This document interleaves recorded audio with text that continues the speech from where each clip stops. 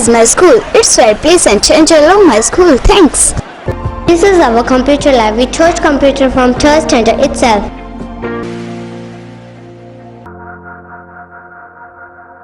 This is a school where my dream come true.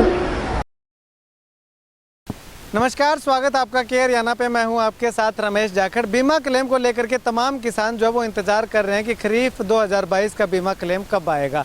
ऐसे में यहां नरमा का खेत देखने के लिए आए थे तो यहां पे लखविंदर सिंह ओलख जी भी जो है वो हमें मिल गए। तो सोचा कि क्यों ना नरमा के खेत में खड़े हो करके नरमा के बीमा क्लेम की जानकारी जो है वो इनसे ले लें, क्योंकि इससे पहले मैंने जो वीडियो लगाई थी उस वीडियो में मैंने बताया था कि 11 तारीख तक आने की पूरी संभावना है, या फिर 17 तारीख तक का जो है वो प्रशासन ने टाइम दिया हुआ है। 17 सितंबर से पहले बीमा क्लेम आने की बात जो है वो उपायुक्त महोदय के द्वारा जो है वो आश्वासन किसानों को दिया गया था। तो उस पर अब क्या अपडेट है? क्या 11 तारीख को आना शुरू हो जाएगा, या 12 तारीख को आना शुरू होगा, या 17 तक आ जाएगा, या फिर और ज़्यादा लंबा समय लगेगा? ये तमाम जानकारी प्रधान जी से लेते हैं। प्रधान जी, कब तक बीमा क्लेम आने की संभावना जो है वो दिखाई दे रही है? आपकी कोई बातचीत हुई होगी ऊपर अधिकारी? ਜਾਖੜ ਸਾਹਿਬ ਪੰਜਾਬੀ 'ਚ ਕਹਿੰਦੇ ਨਾ ਭੰਡਾ ਭੰਡੋਰੀਆ ਕਿੰਨਾ ਕੁ ਭਾਰ, ਇੱਕ ਮੁੱਠੀ ਚੁੱਕ ਲਿਆ ਦੂਜੀ ਤਿਆਰ।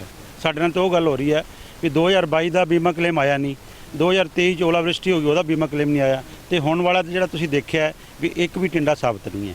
तो जो बीमा क्लेम की अपडेट है उम्मीद सी भी इस हफ्ते आ जाऊगा, लेकिन अगे पहले तुहाडे नाल भी साथी पूछ रहे सी भी असीं ते आड़ती नूं कहता भी 11 तरीक नूं तुहाडी वीडियो जिहड़े देखते हैं लोग वो भी कह रहे सी, लेकिन ये सरकार ते बीमा कंपनी ते हुण बिल्कुल विश्वास उठ चुकिया है। हुण जिहड़ी ताज़ा अपडेट है उस दे विच जिहड़ा बीमा कंपनी वो रिव्यू दे विच गई कमेटी कोले, वो रिव्यू हो सकता 5-7 दिनों भी हो जाए, जो हो सकता 15-20 दिन भी लग जाए। इस करके हुण जिहड़ा हैगा किसी नूं समा ना दिओ, नहीं तो साडा किसान साथी तो पहलों जिहड़ा करजे दी मार हेठ आया वो कई बार तुहाडी वीडियो देख के कोई ना कोई होर पंगा ले लैंदा भी बीमा आउण वाला है। इस करके बीमा क्लेम है जिहड़ा जिन्नी देर तक किसान के खाते च नहीं आउंदा उन्नी देर तक ये संशय ही रहूगी भी आना है कि नहीं आना, तो कदों आना है। लेकिन ये आश्वस्त जरूर है बीमा क्लेम जरूर आऊगा। 623 करोड़ के करीब है जिहड़ा, कुछ 18 करोड़ आ गया सी जिहड़े 34 पिंडां दा। हुण इस वास्ते जिहड़े रिव्यू च गई है हो सकता 5-7 दिनों च भी आ जाए, नहीं तो हो सकता लंबा समा 15-20 दिन भी लग सकते हैं। ये जी ताज़ी अपडेट है अज कल जी आई है वो अपडेट है। तो बीमा कंपनी जी रिव्यू दे विच गई है तो वो टैक्नीकल कमेटी जी सेंट्रल टैक्नीकल कमेटी वो कोल गई है या स्टेट दे कोल गई? नहीं सेंट्रल कमेटी।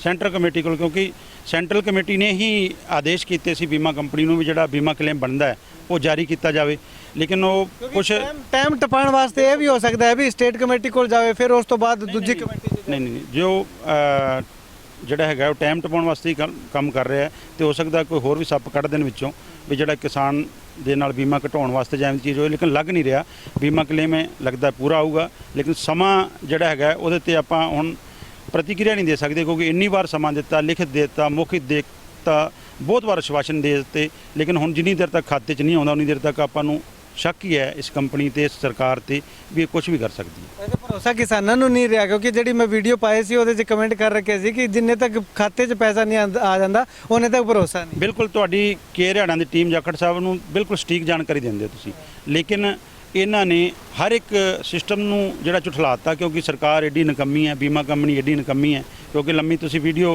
लंबी हो जानी तो बहुत चर्चा है, क्योंकि जिहड़ा हुण क्लस्टर वाला तुसीं पहले भी वीडियो पाई है भी एक जिहड़ा 31/7 ਨੂੰ ਸਾਡਾ ਬੀਮਾ ਪ੍ਰੀਮੀਅਮ ਕੱਟਿਆ ਸੀ, ਜਿਹੜਾ 2 ਨੰਬਰ ਕਲਸਟਰ ਦਾ, ਜਿਸ 7 ਜ਼ਿਲ੍ਹੇ ਨੇ, ਜਿਹਦੇ ਵਿੱਚ ਹਿਸਾਰ, ਭਿਵਾਨੀ, ਜੀਂਦ, ਮਹਿੰਦਰਗੜ੍ਹ ਤੇ ਗੁਰੂਗ੍ਰਾਮ ਤੇ ਕਰਨਾਲ ਔਰ ਅੰਬਾਲਾ 7 ਜ਼ਿਲ੍ਹਿਆਂ ਦਾ ਇਹਨਾਂ ਦਾ ਜਿਹੜਾ ਸੀ ਉਹ ਕੱਲ ਕੇ ਪਰਸੋਂ ਲੈਟਰ ਜਾਰੀ ਕਰਤਾ ਵੀ ਉਹ ਸਰਕਾਰ ਨੇ ਆਦੇਸ਼ ਜਾਰੀ ਕਰਤੇ ਵੀ ਬੈਂਕ ਜਿਨ੍ਹਾਂ ਨੇ ਸਾਡੇ ਕਿਸਾਨਾਂ ਦੇ ਖਾਤਿਆਂ ਤੋਂ ਜਿਹੜਾ ਪ੍ਰੀਮੀਅਮ ਕੱਟਿਆ ਸੀ ਬੀਮਾ ਪ੍ਰਧਾਨ ਮੰਤਰੀ ਫਸਲ ਬੀਮਾ ਯੋਜਨਾ ਦੇ ਤਹਿਤ ਉਹ ਵਾਪਸ ਕੀਤਾ ਜਾਵੇ।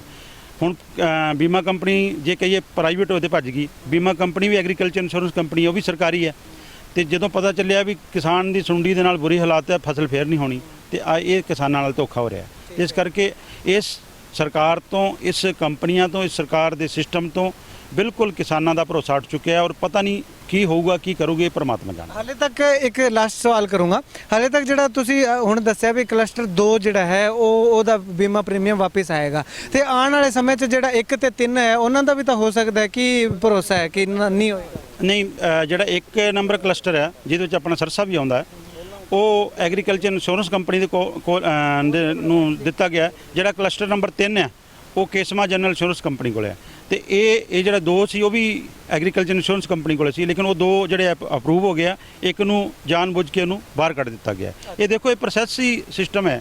ਜਦੋਂ ਪਤਾ ਸਾਡੀ ਖਰੀਫ ਦਾ ਜਿਹੜਾ ਪ੍ਰੀਮੀਅਮ ਕੱਟਿਆ ਜਾਣਾ 31 ਜੁਲਾਈ ਨੂੰ ਕੱਟਿਆ ਜਾਣਾ ਤੇ 2 ਦਿਨ 3 ਦਿਨ ਪਹਿਲਾਂ ਇਹਨਾਂ ਨੂੰ ਐਲੋਕੇਟ ਕੀਤਾ ਜਾਂਦਾ ਵੀ ਇਹ ਕੰਪਨੀਆਂ ਹੈ। ਇਹ ਬਿਲਕੁਲ ਜਾਣਬੁੱਝ ਕੇ ਜਿਹੜਾ ਸਿਸਟਮ ਨੂੰ ਜਿਹੜਾ ਫੇਲ ਕਰਨ ਵਾਸਤੇ ਸਿਸਟਮ ਕੀਤਾ ਜਾ ਰਿਹਾ। ਅਸੀਂ ਤਾਂ ਕਹਿੰਦੇ ਫਸਲ ਬੀਮਾ ਯੋਜਨਾ ਨੂੰ ਫੇਲ ਜਿਹੜੀ ਉੱਥੇ ਗੁਜਰਾਤ 'ਚ ਹੈ ਨਹੀਂ, ਇਹਨੂੰ ਛੱਡੋ।